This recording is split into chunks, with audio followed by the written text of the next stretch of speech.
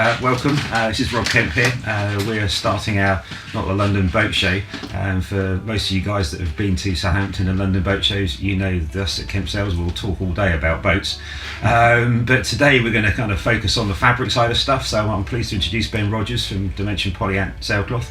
He's come to join us to help have a little chat about fabrics. So Ben, just before we get into this, you do a quick insight into your background before you ended up working in the sailmaking sailcloth supply. Sure, my background in sailing is pretty varied actually. I grew up sailing over mostly in Holland on a family folk boat, on the IJsselmeer, the lake, the Frisian Islands, and then in the summer holidays across to the east coast. So I've got a real soft spot for the rivers in Essex and Suffolk. I then went to university and did a naval architecture degree. And that's where I first got into dinghy sailing and yacht racing. After university, kind of carried that on in the Solent, worked up to doing more offshore racing, which was really interesting. A few years ago, when you first joined Dimension, you came in and we made a number 3 for a boat you used to race on. Was it a Corby, I think? That's right, it was a Corby 34. Yeah, cool. If I remember rightly, we made it from X-Tech with an internal tafter at the time. Yeah, it needed to be a really rugged sail. It was a great experience to come and make the sail. It's really important for us to understand how sails are put together, not only how long it lasts and how it performs on the water. So really valuable. So you still got that on the boat? Or? It is still on the boat. It's had a lot of use in everything up to 40 plus knots across the channel. Absolutely fine. Built plenty strong enough, Rob. Cool. And that was a race sail that we built with Ben from their X-Tech fabric. So I think we'll probably kick off the conversation, if that's okay with you guys listening in, more on the cruising side of things, because that's probably our primary marketplace. We're talking about standard wovens in the first instance, which are just normal polyesters, and then a hybrid woven, which from our point of view we consider a polyester with some fancy fibre in there, like Vectran or Spectral or something like that, and then cruise laminates. And we always look at a cruise laminate. My analogy is you go into a sandwich bar and you can get your bread. You can have your brown bread or your white bread, and then you've got all sorts of different stuffings in the middle of it. And I guess laminates, from my point of view, that's how we tend to explain them to people. We actually call it a sandwich laminate. Yeah, it kind of works. So I think in the first instance, can we kick off on the more basic wovens and how they're put together, and then maybe expand on the hybrids, which maybe some people aren't quite used to? Sure. A standard woven polyester is obviously made from 100% polyester yarn. In brief, the process involves resin. First of all, weaving the cloth, and then we do a combination of resinating and heat setting, which is heating the cloth up, which shrinks the fibres and they lock together. I think a lot of our customers, when we're talking to them, boats is a perfect example for that. They'll come and talk to us and they get really nervous about the resin word and the glue. From the way we tend to look at it, and you can put me right if I'm not 100%, but we always look at the density of the fibre being important, and whether the resin is a structural element to it or whether it's a performance enhancer. And we tend to favour the performance enhancer rather than the structural. Sure, it's a necessity within the cloth. Yeah. Without it, you just end up with a pretty floppy piece of cloth. So it's not there to necessarily bulk it out. It is actually an integral part of the cloth. So in hindsight, resin's not a bad thing. It's the type of resin and how much is applied. That's it. And there's different types of resins, and there's different ways to manufacture it. And there's also surface treatments on the premium wovens. You would probably have an extra UV resistant coating. So when we're talking about weaving, it's old-fashioned weaving, weft and warp with a loom and little man pulling the thing backwards and forwards, or is it a bit more high-tech than that these days? Essentially that's what it is. The looms are a bit more high-tech, they're a lot more automated. Certainly in our plant you don't see many people walking around. They've all got sort of lights on top, so if there's any problems it's all computerised and we know where to go to fix the problem. In the finishing, that has progressed quite dramatically. Certainly new machineries have helped to make cloth a lot more consistent, I would say.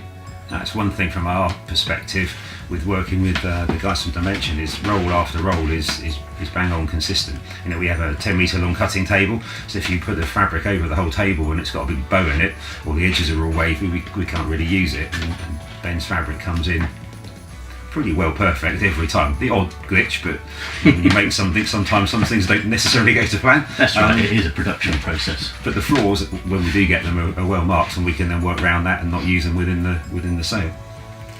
So when you were talking about the hybrid side of stuff being more difficult to make, in what way? You're going to weave it in the same way? Yep, it's woven in the same way, although the tensions of the yarns are quite critical. The main technicality, if you like, is after you've woven them and you're heat setting the fabric, when you're dealing with different yarns that have different shrinkage rates, you have to do it quite differently to if they were all the same. Is that so you don't get differential shrinkage, so you don't get that puckering on one That's yarn right. and So, switching on another? Yeah, so for example, where you have Vectran woven with the polyester, if you think about the polyester shrinking more than the Vectran, it's almost trying to buckle the Vectran yarn. So we have to develop ways of making sure that goes smoothly and keeps the Vectran yarn nice and straight. I think the Vectran, if you kind of think back in history, used to be a hood exclusive product. When we took over hoods back in 2006, I think it was, the weaving plant in Ireland was closed down, and then Dimension, Contender, I think, and Challenge all had a crack at making it. I think there's only two of you left now, isn't there? There's you guys and Contender, and we pretty well exclusively use the Dimension range of Vectrans. We use some of the Contender one, but in the lighter weights, but mainly the DP fabric, because we find it, again, very consistent. The other hybrid we do is polyester and a Dyneema mix, and that adds another slight issue. Dyneema, as most people know, has a much lower melting point than polyester. So you when heat it too much to and shrink it all it drips out. Yeah, so it's actually quite technical to make a hybrid. Your hybrid, that's what, Hydronet? Hydronet, And that's Hydronet radial, yeah. So a cross-cut version and a radial. So does the radial one have more spectra or Dyneema It does, in it? yeah. In the warp, In the warp. longitudinal yarn. That's right, yeah. It's got very high percentage.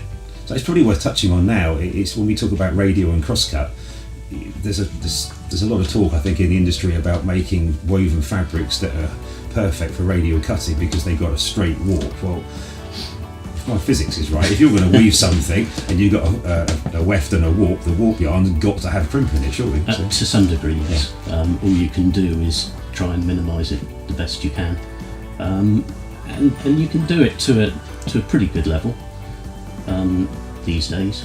It's not going to be like a laminate where you have straight yarns within the film, for sure, because as you said, there's always going to be some crimp there. So we've now covered the standard wovens and the hybrids. So the next element is cruising laminates. Do you want to give the guys a rough idea of what a cruise laminate is, because it sounds a bit counterintuitive? Yeah, a cruise laminate is obviously a laminated material, similar to what you see or have seen in the past on a race boat. Underneath it's got clear films. Within the films there's adhesive, and we put yarns within the sandwich. Those yarns we change to give different levels. So we've got, say, an entry level where it's polyester inside. We can then move up to Dyneema within the sandwich laminate, which is obviously lower stretch, and then we go right up to then including carbon within the laminate too. So once you've got your inside structure together, we then apply a woven polyester taffeta, or sometimes a woven polyester and Dyneema taffeta for the really high-end styles to the outside, and that gives really, really good durability and something that's really quite low stretch. So your cruise laminate's a bit like your Subway for sailors kind of thing for... That's it, yeah. Absolutely. Perfect. So just to try and get a bit of context onto some of these materials we've talked about, to expand on it a bit further, how about we pick a few kind of common boats maybe that we would work with, and then talk about different materials and applications on UV, durability, etc. Because I think for most people listening, durability is their key thing. I think that's right. Generally in the cruising world, that's what we find. You know, from our perspective, customers come along and talk to us, how long is my sail going to last? 10, 12, 15 years? Well, that's kind of hard to answer. So we always look at it as a sort of an XY graph of performance versus durability. You've got performance in this plane and durability in that plane, and some of the laminates will drop off a cliff, they'll be performing really well and then just die. That's and right. some of them will, basic wovens will lose performance really rapidly, but stay as a big white triangle for donkeys of years. Exactly. But actually not really work as a sail very well. So if we take some of our Gosport-based end or in pool, we've got quite a lot of Westerly Centaurs, Sailor 25s, all that kind of boat around here. So let's take an archetypical Westerly Centaur owner in Portsmouth Harbour, just goes coastal cruising up and down, maybe a long trip will be to Weymouth, looking for a roller genera and a mainsail. So what would we look at there? I'm guessing it'll be in the standard wovens. It's where we would probably see. Yeah, I think probably just kind of an entry-level standard woven is going to do them just fine. You know, they're not out doing extensive cruising over long periods of time, and they're probably going to pick their weather when they go sailing. So yeah, something like our Sea Breeze or Optimum Cruise, that kind of entry, that kind of level. Perfect. And are they reasonably firm finish, those sails, or are they relatively soft to handle? Or do you do a range of different finishes, don't you? So yeah, they're kind of medium, I would say. So they're nice to handle. They still furl nicely. So middle of the road, really. As from my point of view, if you're looking at particularly take the Centaur and a roller reefing Genoa, firm finish isn't a bad thing, because you're going to put the sail on at the beginning of the year. Maybe if you're lucky, take it off around this time, Christmas time, get it washed and then put it back on again next time. So a firm one's not so bad. On the mainsail, again, if you're using a stack pack like one of our packaway systems, it's not that difficult to handle. So something reasonably firm on a smaller boat probably isn't a bad thing. No, that's right. Certainly for furling sails, we tend to err towards a slightly firm finish. So without having to kind of hold you down on a particular time frame, but somebody that's sailing around doing that kind of up and down the Solent, maybe down to Poole or somewhere like that, if they look after the sails properly, what kind of lifespan would you reckon they get out of it? So hard to say. Yeah.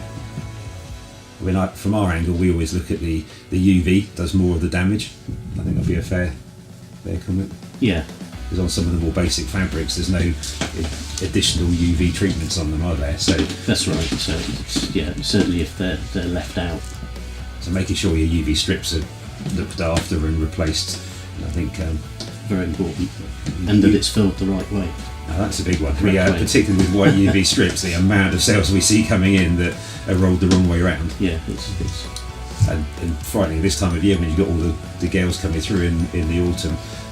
Make sure your furling lines are tied off properly and the sheets are tied off, and put a sail tie around it, because a Westerly Centaur Genoa is about £1,000 and you can have a really expensive afternoon if you don't tie it up properly. Take maybe a slightly bigger boat, do something a little bit more rugged. So take a Oceana 311 for example. We've got quite a few of our customers based up here in Pwllheli and areas like that in North Wales that cruise, and they've got quite a strong club racing thing going on there of their evening racing. So if we look at that type of boat as an example, we would probably be looking at using what we call Portland, which is a combination. It's our brand name that we give to Dimension-Polyant, Sea Breeze and AP range, because with all due respect, the Germans' naming of fabric is really dull at times.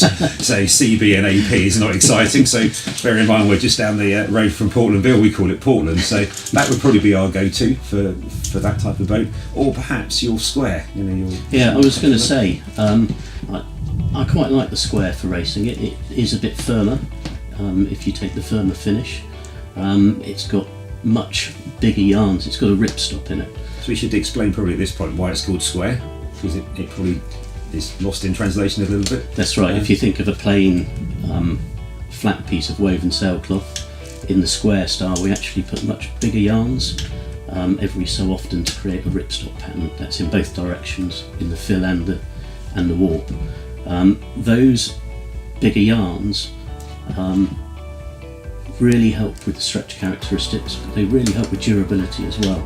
I'm a really big fan of them on overlapping headsails. A firm piece of square fills really nicely. It takes the bashing from around the shrouds and the flogging really well. And for club racing, it just really does last. It's a good point. I mean, Owen that works in the loft here up in our design office with me upstairs, he's got an MG27 and there's 3 or 4 of them in pool. And earlier this year we just replaced a series of sails on one of the MGs, not Owen's, and another one. We made those sails 20 odd years ago in square. We've just made them another one, and they club race that boat twice a week and sometimes at weekends and cruise it. So that's 20 years worth of That's value. really good to hear. And the squares, I mean, to be fair, it's quite expensive to square fabric compared to normal, but if you're going to get 7 to 10 seasons out of a basic one and 20 out of another one, then yeah, the benefit is noticeable. It's not marginal. I feel it is a noticeable difference. it's a bit of an upfront investment, but it is great fabric. And would you consider radial cutting that maybe, because it's relatively balanced in construction? Yeah, I probably would for club racing. So taking the Oceanus, if it's got a reasonably big head sail, you could look at a cross-cut main and a radial cut Genoa, which will give you an advantage in shape stability as well. Yeah, it's a very balanced cloth. So And does that have your UVI finish on it as well? it does, yeah. So I think again we should probably touch on that. The UVI is it means you can have no UV strip. No. Glad you said that. It's an additional coating, Yeah. which adds, what you say, 15% to the UVI for the sail. It's not a replacement for a UV strip for sure. Perfect. So I think that's probably quite a good point to move on to the next boat I've got on my list as a consideration. So again, we've got quite a few customers, and you may be listening in who keep their boats out in Greece and maybe do a bit of a liveaboard 3 months at a time, Mm-hmm. bit of charter type stuff out there with your boats. So we took, say, Bavaria 44 with an in-mast based in Greece. Husband and wife cruising it 3 months at a time, going back out and doing another little bit. We're looking at a mainsail here, an in-mast mainsail.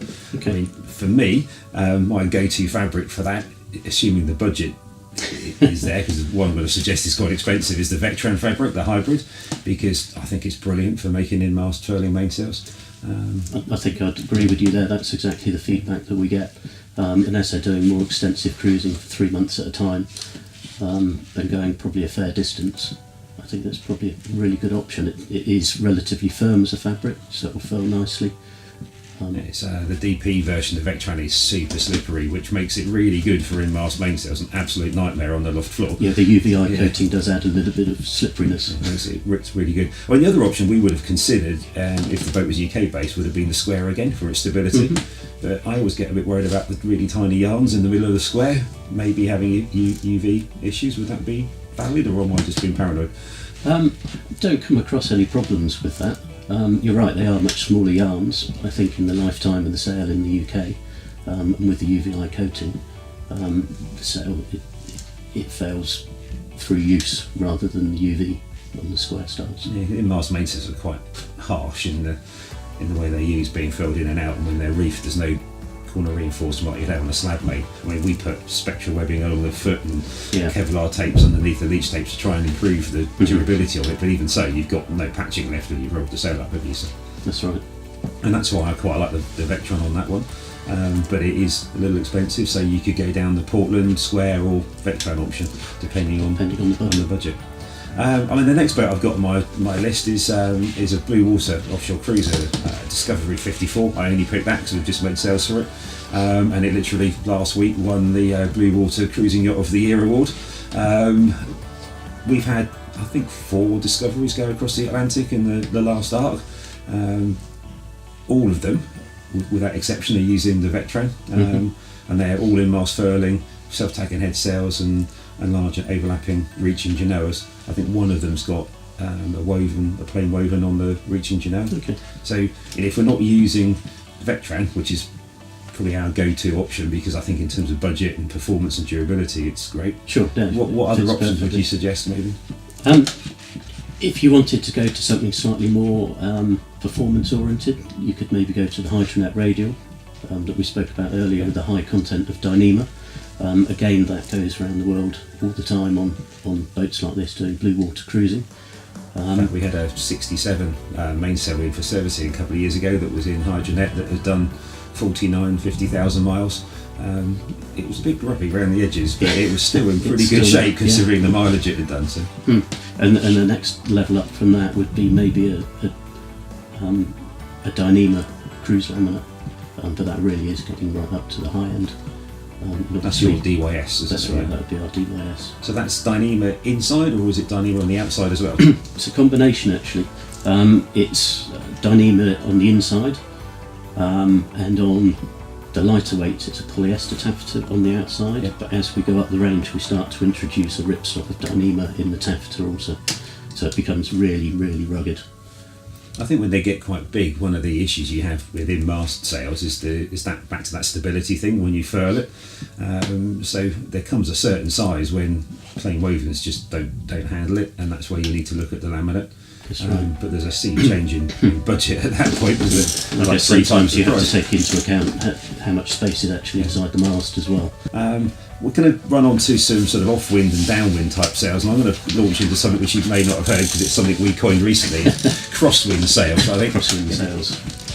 There's been a massive change in the way cruising sailors use sails off-wind, would that be fair? That's definitely the case. Over the last 5 years, I think furlers like this kind of thing have moved or been developed in the race area, and that's really filtered down now into the cruising area. And before, I guess, you would have a cruising chute from nylon. You look at a top-down furler, which is a sail with a positive roach on the front, and a crosswind sail, like a racing Code Zero, but none of you guys cruising want a racing Code Zero. You want a more cruising-orientated one with a straight luff on it. We call those a G0, because you're going to be trying to go close to the wind with them and downwind with them. They have to be quite versatile. Yeah, and that's the difference in the fabrics that we've had to come up with for these new style furlers and different types of sail. The loading on them is greater than on a cruising chute where nylon was fine. So we're making lightweight polyesters that have a bit more stability, and also lightweight laminates. We've always done laminates for Code Zero, but the range has increased.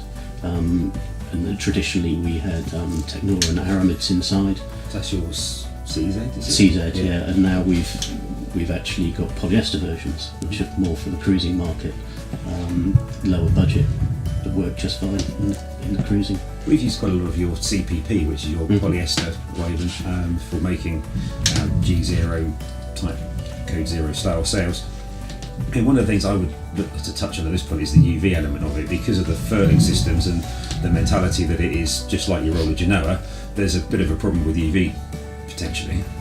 Yeah, I think it's quite tempting to leave it up, isn't it? Yeah. Furled up, but polyester as a fibre isn't fantastic in UV. So if you do leave it up without any protection, it will degrade quite rapidly, being quite a thin fabric. On the performance, you've covered a lot about cruising sails, which is a large part of our market, but the racing sails side of stuff, which is what we started at the beginning, is a massive can of worms at the moment with membranes and wovens and things like that. So, from your angle, you've got your X-Tech Black, isn't it, which is still in production? Yeah, we have got probably too many racing laminates, but there is so many facets to the racing scene that they all have their place. So we have everything from polyester laminates for club racing, right up through aramids, up to carbon fibre, and also with additional surfaces where we can add a light skin to the outside, which is a modern type of taffeta, basically using. Yeah, light skin's like that spun polyester-y grey. Yeah, it's monofilaments rather than an old traditional taffeta. So it's about half the weight of an old style taffeta. So if you wanted to make a really durable race sail in the past, you'd end up with quite a heavy sail. So this way you can end up with a performance sail without adding too much weight.